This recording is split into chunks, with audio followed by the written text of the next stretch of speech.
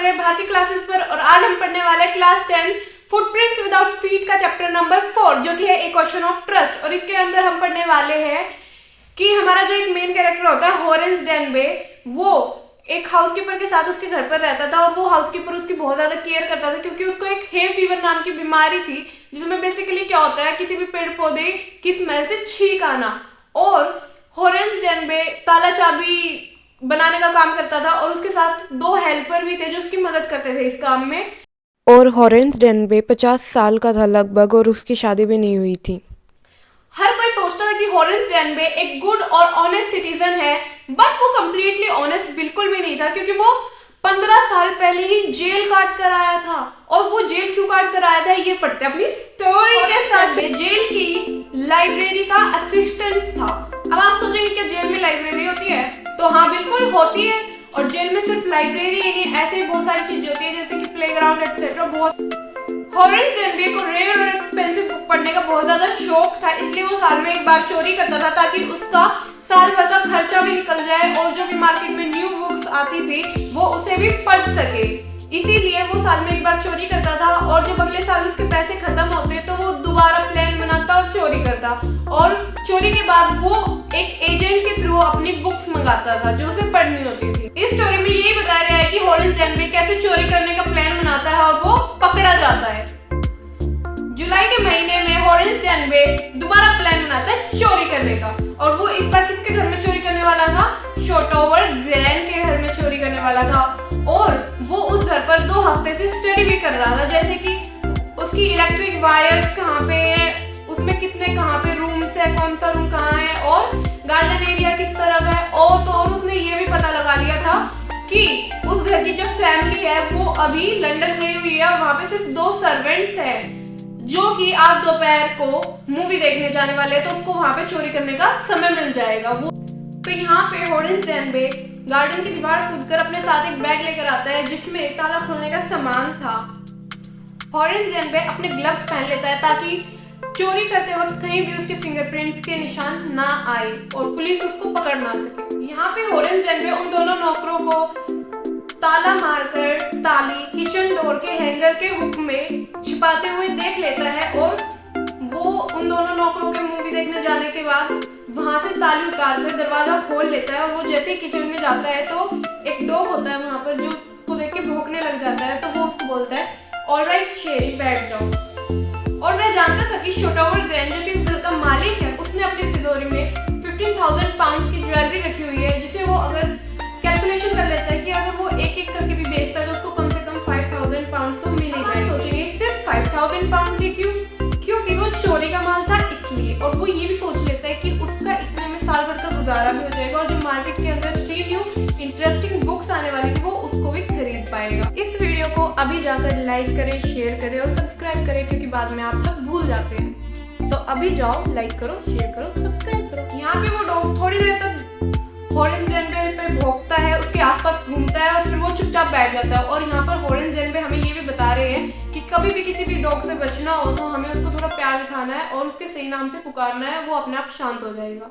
फिर हॉरेंस डेनबे एक painting room में जाता है और उस पेंटिंग रूम के अंदर एक भद्दी सी पेंटिंग के पीछे ही जो तिजोरी थी वो छुपाई गई थी।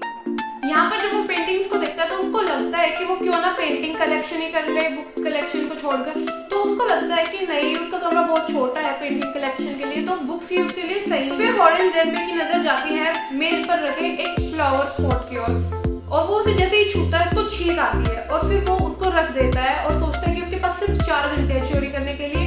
उसके बाद वो दोनों सर्वेंट जो कि मूवी देखने गए थे वो वापस आ जाएंगे। और हॉरेंस डेनबे चोरी करने में एकदम माहिर था और जो तिजोरी का जो अलार्म लगाया हुआ था वो भी पुअर क्वालिटी का था, तो वो हॉल में जाकर उसकी तार काट देता है और वो फिर से पेंटिंग रूम में आता है। और जैसे ही वो पेंटिंग रूम में एंटर करता है उसको फिर से उस फ्लावर पॉट की स्मेल की वजह से छींक आती है और फिर वो सोचता है कि लोग कितने पागल होते हैं जो अपना कीमती सामान तिजोरी में रखते हैं। उसे इस घर की जानकारी एक मैगजीन के थ्रू मिली थी जिसमें बताया गया था कि इस घर के अंदर इतने रूम है और उसमें ये भी बता दिया था कि इस घर की तिजोरी जो है वो पेंटिंग रूम में एक पेंटिंग के पीछे छुपाई गई है। में ही उसे एक छींक आती है। अब वो क्या करता है, अपनी पॉकेट से रुमाल निकालता है और उसको अपने नाक से बांधने लगता है ऐसे, और फिर उसको इतने में फिर से छींक आती है और पीछे से आवाज आती है, इज इट अ कोल्ड और ए हेयर फीवर। तो वो कहता है, इससे पहले वो सोचता, वो कह देता है कि हेयर फीवर। तो उसको इतने में फिर से छींक आती है और पीछे से दोबारा आवाज आती है कि तुम्हें एक स्पेशल ट्रीटमेंट के थ्रू इसे ठीक करा लेना चाहिए, और अगर तुम अपने काम को लेकर सीरियस हो तो तुम्हें किसी डॉक्टर को दिखाना चाहिए। अगर तुम्हें पता हो कि तुम्हें बेसिकली किस फ्लावर से एलर्जी है तो तुम ठीक हो सकते हो। इतने में जैसे ही हॉरेंस डेनबे पीछे मुड़कर देखता है तो वो देखता है कि एक यंग लेडी रेड ड्रेस में उसके पीछे खड़ी हुई थी, और जो शेरी डॉग था वो भी खुद को उससे रगड़ रहा था, और वो यंग लेडी भागकर सारा सामान सही करने की कोशिश करती है जो वहां पे रखा हुआ था, और वो उस डॉग को कहती है, सिट डाउन शेरी, यानी कि शेरी बैड जॉब। और वो कहती है कि सबको लगता होगा कि मैं 1 महीने के लिए बाहर गई हूँ, लेकिन अच्छा हुआ मैं सही समय पर वापस आ गई, और किसको पता था कि मेरी मुलाकात एक बर्गलर से हुई। बर्गलर मीन्स चोर। यहाँ पर हॉरेंस डेनबे ज्यादा नहीं डर रहा था, क्योंकि उसको लग रहा था ये लेडी उस पर गुस्सा नहीं है, एंग्री नहीं है, तो हो सकता है वो उसको सही से ट्रीट करे, तो वो उसको जाने दे। तो यहाँ पर हॉरेंस डेनबे कहता है, हाँ बिल्कुल, मुझे भी उम्मीद नहीं थी कि मेरी मुलाकात इस घर के किसी भी सदस्य से होगी। तो वो यंग लेडी कहती है, हाँ बिल्कुल मैं समझ सकती हूँ, लेकिन अब तुम क्या करोगे। तो हॉरेंस डेनबे कहता है कि एक बार तो मुझे लगा कि मैं यहाँ से भाग जाता हूँ। तो वो यंग लेडी कहती है कि हाँ तुम भाग सकते थे, लेकिन अगर तुम ऐसा करते तो मैं पुलिस को फोन कर देती और वो तुम्हें पकड़ लेते। तो यहाँ पर हॉरेंस डेनबे कहता है, लेकिन मैं ऐसा करता कि मैं टेलीफोन की वायर कट कर देता और कुछ देर के लिए ऐसा कर देता कि तुम कुछ भी ऐसा नहीं कर पाओ जिससे मैं पकड़ा, और मेरे लिए 1 से 2 घंटे काफी होते हैं यहाँ से भागने के लिए। और फिर लेडी कहती है, क्या तुम मुझे हर्ट करते। तो हॉरेंस डेनबे कहता है, चुप हो जाता है वो, और कहता है कि नहीं, मेरा ऐसा कोई इरादा नहीं है, मुझे लगता है तुम मेरी बातों को गलत मतलब समझ रही हो और डर गई हो। तुम बिल्कुल शांत हो जाओ और सोचो कि तुमने मुझे कभी नहीं देखा और मुझे यहाँ से जाने दो। तो यहाँ पर लेडी ऊंची आवाज में कहती है, मैं तुम्हें क्यों जाने दूं, तुम अभी मेरे घर की चोरी करने वाले थे, और अगर मैं तुम्हें जान दूंगी तुम कल किसी और का घर लूटोगे, और तुम जैसे लोग समाज के लिए खतरा होते हैं। तो यहाँ पर हॉरेंस डेनबे कहते हैं, नहीं बिल्कुल नहीं, तुम गलत समझ रही हो, मैं समाज के लिए बिल्कुल भी खतरा नहीं हूँ, और मैं चोरी सिर्फ उन्हीं के घर में करता हूँ जिनके पास अंधाधुंध पैसा होता है। यहाँ पे हॉरेंस डेनबे उस लेडी के सामने गिड़गिड़ाने लगता है, इस उम्मीद में कि शायद वो उसको जाने दे। और हॉरेंस डेनबे कहते हैं, देखो मेरा कोई अधिकार नहीं बनता कि मैं तुमसे कुछ मांगूं, लेकिन प्लीज मुझे जाने दो, मैं तुमसे वादा करता हूँ कि मैं फिर कभी ऐसा नहीं करूंगा। और कहता है कि मुझे जेल जाने से बड़ा डर लगता है। तो वो लेडी उसके क्लोजली जाकर उसको देखती है कि, और कहती है कि तुम्हें सच में बहुत डर लगता है जेल जाने से।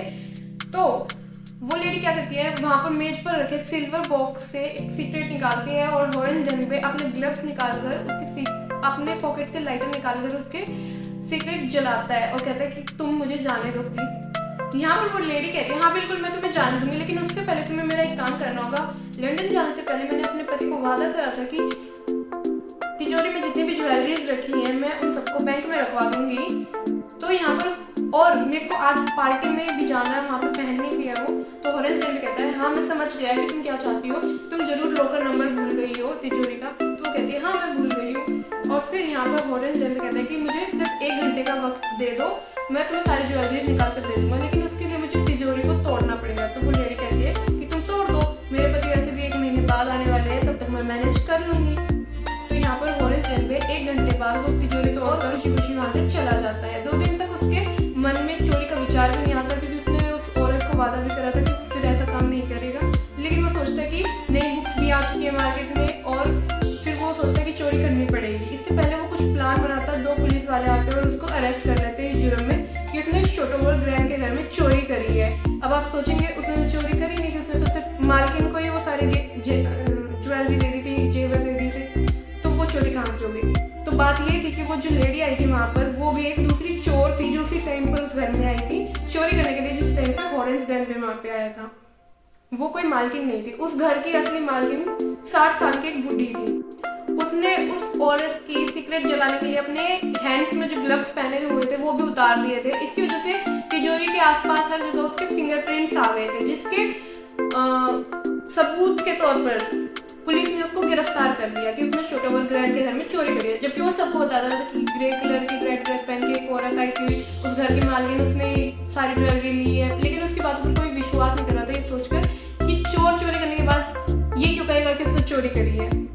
अब वो जेल की लाइब्रेरी का असिस्टेंट होता है, और यहीं पर हमारे चैप्टर की दी एंडिंग होती है। वैसे उसके साथ हुआ बुरा, लेकिन क्या कर सकते हैं। इस वीडियो को लाइक करें ताकि आपका तो सिर्फ एक लाइक लगेगा और हमारी मेहनत सफल हो जाएगी, और शेयर भी करें अपने फ्रेंड्स के साथ, और सब्सक्राइब भी करें ताकि इन फ्यूचर भी आपको हमारी वीडियोस की नोटिफिकेशन मिलती रहे ऐसे ही। तो थैंक यू, बाय बाय।